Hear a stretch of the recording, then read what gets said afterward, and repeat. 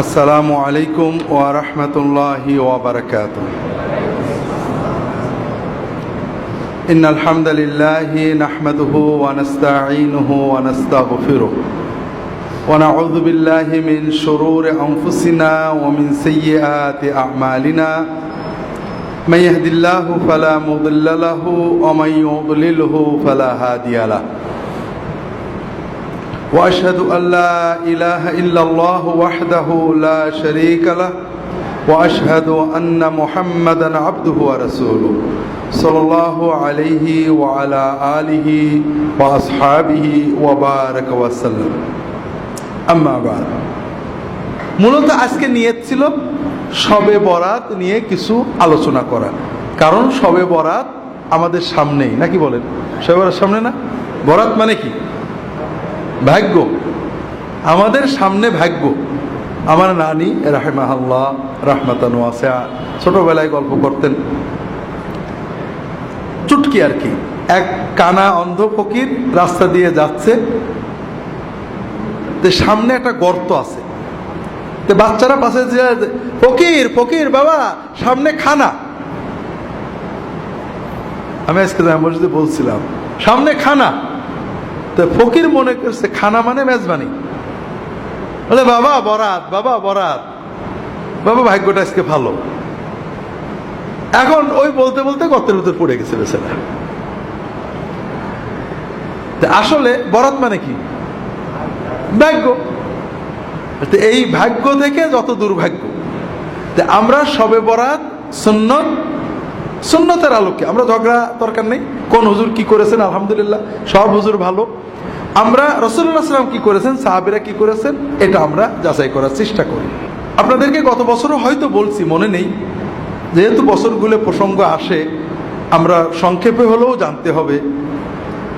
আর আমার একটা বই আছে কোরআন সুন্নাহর আলোকে শবে বরাত, তাহলে আপনারা নিয়ে যাবেন, যেহেতু শবে বরাত সামনে, বইটা নিয়ে যেতে পারেন। এর ভিতরে হাদিস, কোরআন, তাফসির, ফুকাহাদের মতামত সবই আছে। মুখতাসার হলো, প্রথমত আমরা এখানে সুন্নাত শিখতে আসছি, ঠিক না? সুন্নাত নবীজির সব কিছু।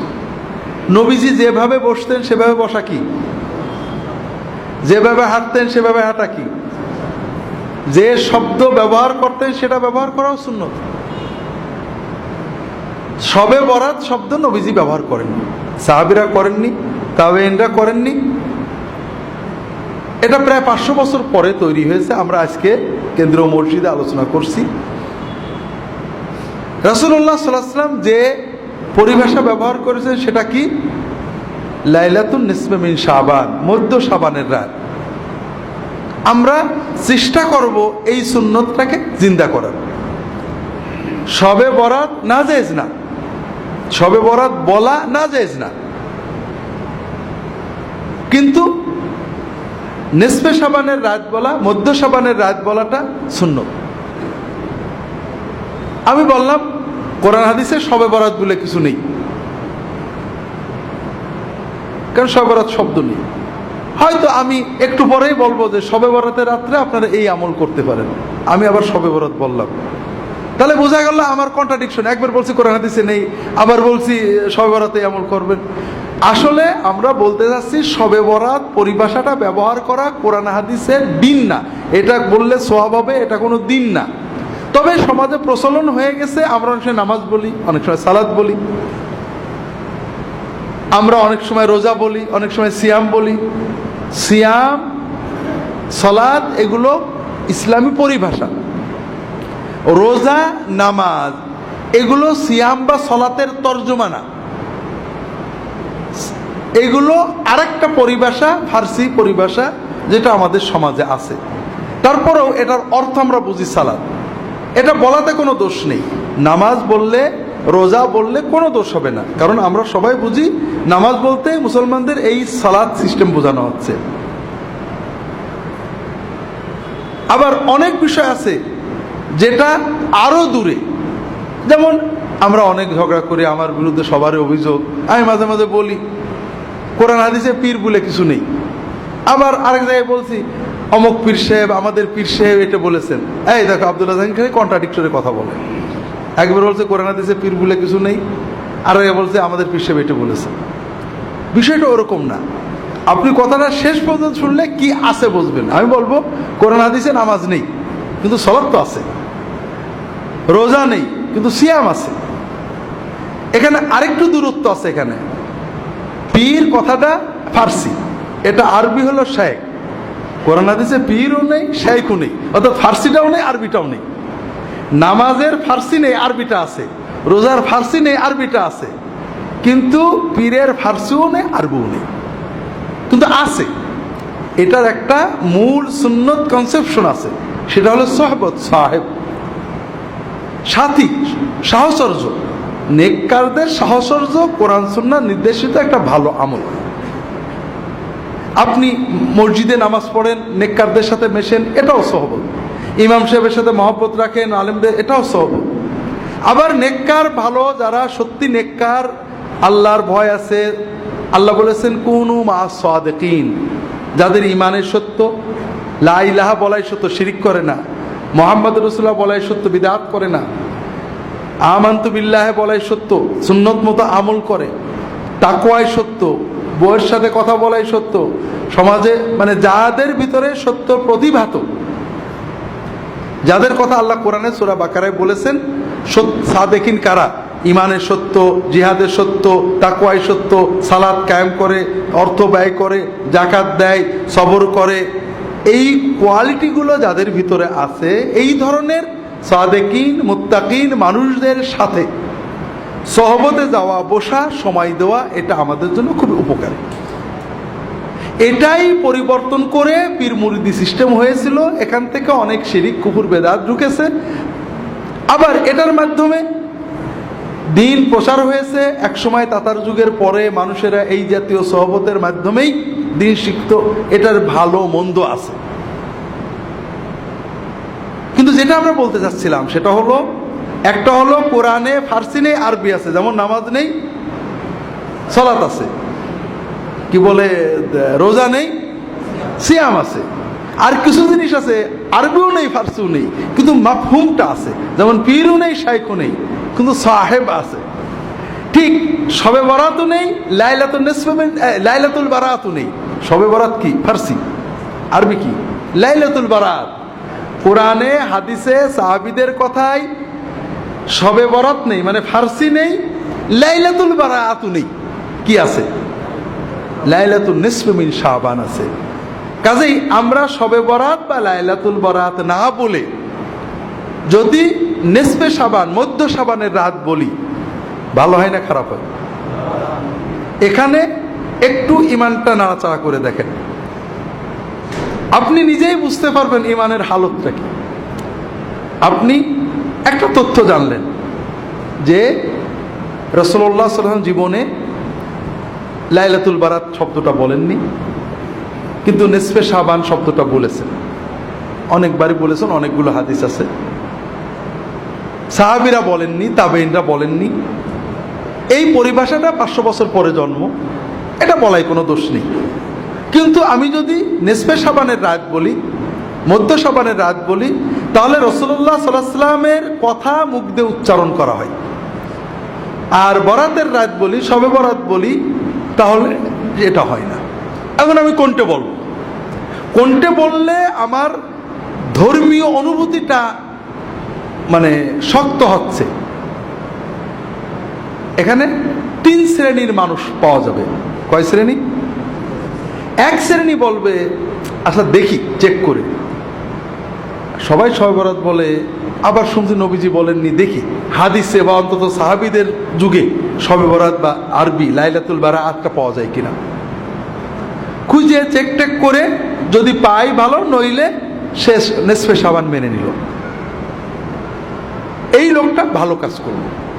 আর একজন বলল, আব্দুল্লাহ জাহাঙ্গীর বলছেন নেই, আন্দাজে তো আর বলিনি, যাক আমি এখন তো নিসফে শাবান বলবো, মধ্য শাবানের রাত বলবো, শবে বরাত আর বলবো না, মুখ দিয়ে বেরোয় গেলে যাবে। তবে নিসফে শাবান বললে একটু খুশি লাগে, আলহামদুলিল্লাহ আমার একটা সুন্নত শব্দ বললাম। শবে বরাত বেরিয়ে গেলে অভ্যাস মতো বেরিয়ে গেছে, কি করা যাবে? এই লোকটা হালকা ভালো করলো, আগেরটা বেশি ভালো করলো, চেক করে যাচাই বাছাই করে নিল। এটা আমার উপর পূর্ণ আস্থা রাখলো, এটা ভালো না। সব কথা চেক করে নেওয়া ভালো। তৃতীয় আর এক শ্রেণীর মানুষ, আপনি এই কথাটা, আমি নয়, আপনি কালকে এই কথাটা অনেকের কাছে বলবেন, আর এক শ্রেণীর মানুষ বলবেন, হ্যাঁ এত লোকে বলে কিছু বলে, সব কি নবীর মতো বলতে, এই যে আমরা রোজা বলি, নামাজ বলি, এন বলি, তেন বলি, এই বলি, সেই বলি, সব কি নবীর কায়দায় বলতে হবে নাকি? এইরকম লোক আছে না নেই? হয়তো আমাদের এখানেও তো একজন এরকম চিন্তা করছেন। ভাইরা, আপনি কাকে ধাক্কা মারলেন? আব্দুল্লাহ জাহাঙ্গীরকে। আপনি কোন জিনিসটাকে অচল বলে, মানব না বলে অবজ্ঞা ভরে ফেলে দিলেন? সেটা কি? নবীজি সাল্লাল্লাহু আলাইহি ওয়াসাল্লামের একটা শব্দ, তার একটা সুন্নাত। তাহলে আপনার ঈমান, আপনি একটু ঘষা মাজা করে দেখেন, আপনি কি কাম করলেন? আপনি কোন জিনিসটাকে অবজ্ঞা করলেন? আপনি তো আমাকে অবজ্ঞা করেননি। আপনি মুহাম্মদুর রাসূলুল্লাহ সাল্লাল্লাহু আলাইহি ওয়াসাল্লামের কথার মতো কথা বলতে আপত্তি করলেন। আপনার সমাজের প্রচলিত কথাটাকে মুহাম্মদ সাল্লাল্লাহু আলাইহি ওয়াসাল্লামের কথা চেয়ে জোর দিলেন। এটা আপনি ভালো করলেন না, আপনি আপনার ঈমানের ক্ষতি করলেন, আমার তো কিছু করলেন না। আপনাদের এজন্য বারবার আবারও বলি, আমাদের এখানে আমরা নিয়মিত, আপনারা আসেন, একদিনে সব শেখাবো এরকম নয়, প্রশ্নোত্তর হবে, আমরা প্রশ্নের মাধ্যমে অনেক কিছু জানবো। তবে সবচেয়ে বড় চিন্তা, অনেক সুন্নাত আমাকে বলে, স্যার আপনার এখানে তো অনেক সুন্নত নেই। অনেক সুন্নত নেই মানে কিছু কিছু বিষয় আছে, মানে আপনি গাড়িতে চলেন, ঘোড়ায় চলেন না, সুন্নত নেই। তো ভাইরা, আমি গাড়ি চলাটাকে অত উত্তম, আমি ঘোড়ায় চড়তে পারলে খুশি, আমি পারি না তাই করি। কিন্তু আমি বিশ্বাস করি যে আমি চড়াটাও যদি নবীজির মতো হতো, নিঃসন্দেহে ভালো হতো। কথা হলো যে, একটা হলো আমার চেতনা, বিশ্বাস যে মুহাম্মদ সাল্লাল্লাহু আলাইহি ওয়াসাল্লামের চেয়ে বড় আর কিছু হতে পারে না। আমি পারি না, আপনাদের বলছি, আমি 1981 সালে সৌদি আরবে গেছি। ও দেশে প্রথম তেল নিয়ে যেতাম, সরিষার তেল, নারকেলের তেল, ডিব্বা টিব্বা ভরে নিয়ে যেতাম। তেল তখন এত পাওয়া যেত না, খুব ঝামেলা হতো। আমি তেল মাখার অভ্যাসটা নষ্ট হয়ে গেল, আমি এখন মাথায় তেল মাখতে পারি না। বোধহয় 40 বছর হয়ে গেল মাথায় আমি তেল মাখি না। তেল মাখলে বরং অস্বস্তি লাগে। তো এই কথাটা আমি বলছি আমার এক ছোট ভাইকে, মৌলানা ইদ্রিস রাহিমাহুল্লাহ, মারা গেছে, আপনারা জানেন কত এসে বলে, ভাই রাসূলুল্লাহ সাল্লাল্লাহু আলাইহি ওয়াসাল্লাম কিন্তু তেল মাখতেন, আমি কি করব? উনি মাখতেন, নিছিল, আমার না মাখাটাই ভালো, এটা বলবো? তাহলে বোঝা যায় আমার ঈমানে গড়বড়ি আছে।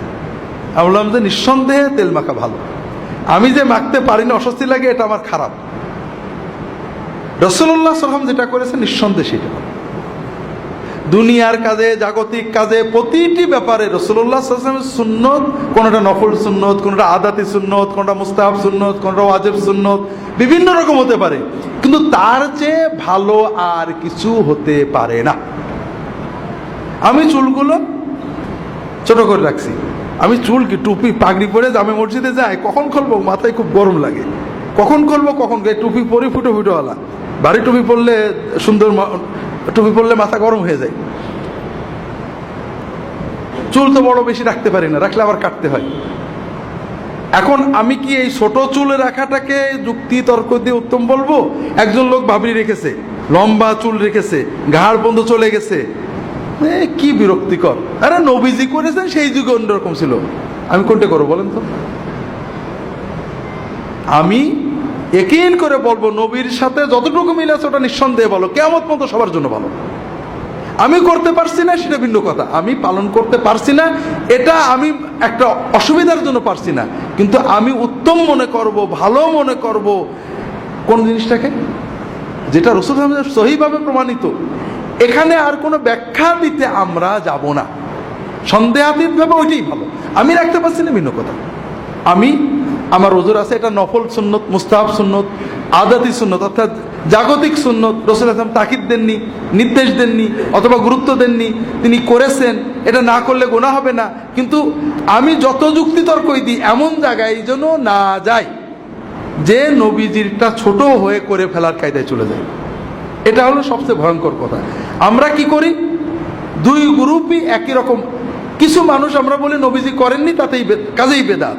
নবীজি করেননি বলেই বেদাত হয় না, নবীজি করেননি কাজে ওটা দিন না, ওটা সুন্নত না। সুন্নতকে দিন মনে করাই, নবীজি করেননি সেটাকে দিন মনে করা বেদাত। আবার আরেক গ্রুপ, নবীজি করেননি কাজেই জায়েজ, এইটা প্রমাণ করতে যে নবীর সুন্নতকে ছোট মনে করেন, এখানে আমাদের ইমানের সাথে সাংঘর্ষিক হয়ে গেল। কাজে প্রতি ক্ষেত্রে আপনারা যেটা সবসময় লক্ষ্য রাখবেন, রাসূলুল্লাহ সাল্লাল্লাহু আলাইহি ওয়াসাল্লাম থেকে কোনো সুন্নত, সেটা ফরজ সুন্নত, মুস্তাহাব সুন্নত, নফল সুন্নত, যাই হোক না কেন, যেটা বর্ণিত হবে তার বিপরীতে আপনার যুক্তি দেবেন না। আপনি যদি জানেন যে এটা সুন্নত, আলহামদুলিল্লাহ ভাই নবীর সুন্নত উত্তম, আমি পারছি না, দোয়া করেন যেন পারি। আর যদি না জানা থাকে তা কি করবেন, আমি দেখব, কিন্তু নবীজির সুন্নতের বিপরীতে কোনো জিনিসকে আনবেন না, কোনো ক্ষেত্রেই না। তো যাই হোক, প্রথম যে বিষয়টা আমরা আলোচনা করলাম যে লাইলাতুন নিসফে মিন শাবান, মধ্য শাবানের রাত, এটা হলো সুন্নত পরিভাষা। আর শবে বরাত, লাইলাতুল বারাত, এটা সুন্নত নয়, এটা পরবর্তী যুগে অনেক পরে, 500 বছর পরে প্রথম আপনি রাসূলুল্লাহ সাল্লাল্লাহু আলাইহি ওয়াসাল্লাম, সাহাবী, তাবেঈন, তাবেঈন, ইমাম আবু হানিফা, শাফি, মালিক, আহমদ ইবনে হাম্বল রাহিমাহুল্লাহ, কারোর যুগে পাবেন না। অনেক পরে এসে এই পরিভাষাটা জন্ম হয়েছে। দ্বিতীয় পর্যায়ে যাই, সুন্নতের ভিতরে নিরাপত্তা। সুন্নতের বাইরে যেটা, এটা বেদাত না হলেও সমস্যা তৈরি করে। যেমন শবে বরাতের ভিতরে আমরা যখন মধ্য শাবানের রাত, এটা কোনো আলাদা উত্তেজনা তৈরি করে না, কিন্তু যখনই আমি বলবো শবে বরাত, তখন আমাদের ভিতরে একটা নির্ধারিত কনসেপশন তৈরি হয়, এটা ভাগ্য রজনী, এটা মুসলমানদের ভাগ্য রজনী। এই যে ধারণা দিচ্ছে এটাও ঠিক না। শবে বরাত গুনাহ মাপের রজনী। বারাত শব্দের মূল অর্থ ছিল মুক্তি, আরবিতে যে বারাত, আমরা বাংলায় অর্থটা পাল্টে বরাত ভাগ্য হয়ে গেছে, কিন্তু আরবিতে বারাত মানে মুক্তি। শবে বরাতের রাত্রিতে আল্লাহ তাআলা বান্দাদের গুনাহ মাফ করেন, এটা সহিহ হাদিস দ্বারা প্রমাণিত। কিন্তু এই রাত্রিতে আল্লাহ ভাগ্য দেন, ভাগ্য লেখেন, এটা কোনো হাদিস নেই, কোনো কোরআন নেই। এ মর্মে যত হাদিস আছে সবগুলোই জাল হাদিস। তফসিরে দু একটা কথা বলা হয়েছে, কোনো তফসির কারক সমর্থন করেননি। তাহলে মধ্য শাবান বললে যে সুন্নত চেতনা আসে, শবে বরাত বা ভাগ্য রজনী বললে আমাদের ভিতরে যে চিন্তাটা আসে, এটা আসলে ঠিক না। এরকম অনেক ক্ষেত্রে আছে। যেমন কোরআন হাদিসের পরিভাষা হলো ঈমান, আর তাবেঈনদের যুগ থেকেই, তাবেঈনদের যুগ থেকে পরিভাষা হলো আকীদা। ঈমান বললে ঝগড়া হয় না, ওর ঈমান খারাপ এ বলে না, ওর আকীদা খারাপ। যদিও তাবেঈনদের যুগ থেকে আকীদা পরিভাষাটা ব্যবহার করা হচ্ছে, তারপরে ঈমান পরিভাষার ভিতরে যত প্রশস্ততা, আকীদার ভিতরে তা নেই। তাসাউফ, তাসকিয়া, রাসূলুল্লাহ সাল্লাল্লাহু আলাইহি ওয়াসাল্লাম, সাহাবী, তাবেঈন, তাদের পরিভাষা ছিল তাসকিয়া, আত্মশুদ্ধি। আমরা বলি তাসাউফ। তাসকিয়া শব্দের ভিতরে যত প্রশস্ততা, উদারতা, সুন্নাহমুখিতা আছে, তাসাউফ বললে মনে হয় ভিন্ন কোনো একটা বোধহয় শাস্ত্র, এরকম মনে হয়। এই যে পীর এবং সাহেব, সাহেব, পীর, সাহেব বললে, সাথী বললে আমার সাথী, আমার সাথী, এখানে কিন্তু কোনো অতিভক্তি জন্ম নেয় না, অমুক আমার সাথী। সাথী বলার ভিতরে অতিভক্তির প্রাবল্য আসে না। যখনই পীর বললেন তখন মনে হলো একটা বিশেষ একটা চেতনা তার দিকে যাচ্ছে। আপনি কি? আমি আব্দুল্লাহ জাহাঙ্গীরের সাথী। আব্দুল্লাহ জাহাঙ্গীর কি? আমার সাথী। এটা খুব সিম্পল কথা। এটার ভিতরে সুন্নত আছে, এটার ভিতরে মহব্বত আছে, কিন্তু অতিভক্তির কিছু নেই। সুন্নতের বাইরে যাওয়া দরজাটা বন্ধ হয়ে গেছে।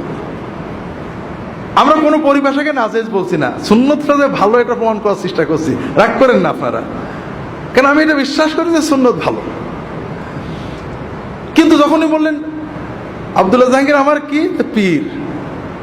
পীর বললেই যেন কেমন আরেকটু ভক্তি, ভালোবাসার প্লাবন বয়ে যেতে লাগলো। যেটা সাথীর ভিতরে ছিল না। আমি ওনার কি মুরিদ। মুরিদ বলার সঙ্গে সঙ্গেই আপনি মুরিদ কার? আমার। মুরিদ মানে কি? চাই, আমার জান প্রাণ দিয়ে একজনকেই চাই, এই হুজুর। তো হলো নাকি? আপনি কাকে চান? কাকে চান আপনি? হ্যাঁ, আপনি আল্লাহকে চান। আমি আপনার সাথী, আল্লাহ পাওয়ার জন্য, আমল শেখার জন্য জজবা আপনি আমার সাথে থাকেন, আর কিছু না।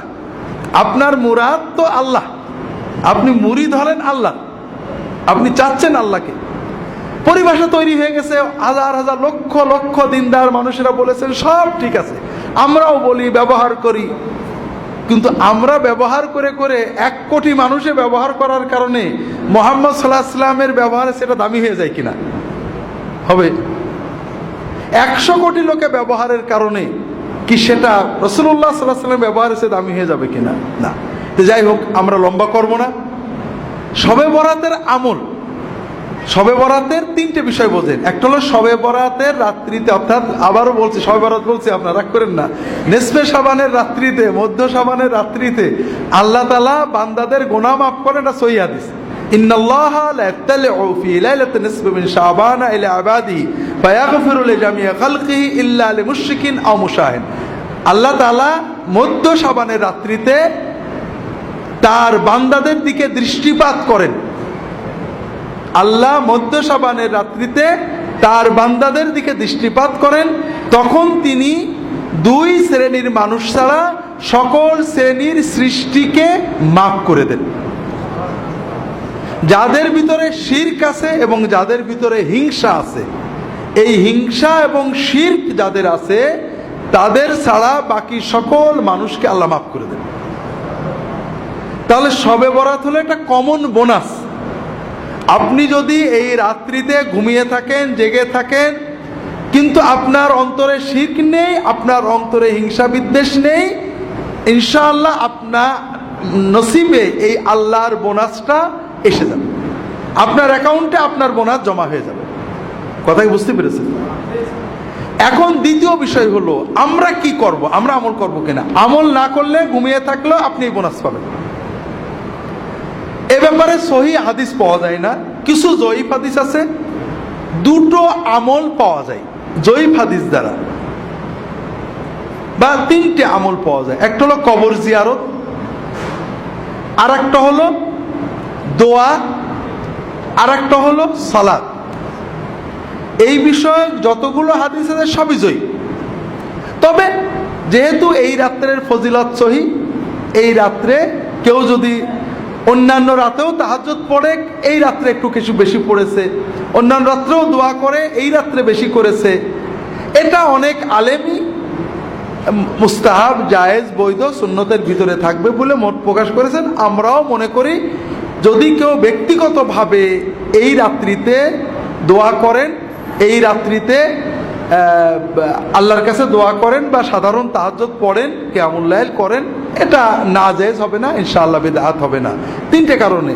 একটা হলো সুন্নত দ্বারা ফজিলত প্রমাণিত। এখানে জয়ীফ হাদিস দিয়ে কেউ আমল করলে এটা সরাসরি বেদাত বলা ঠিক না।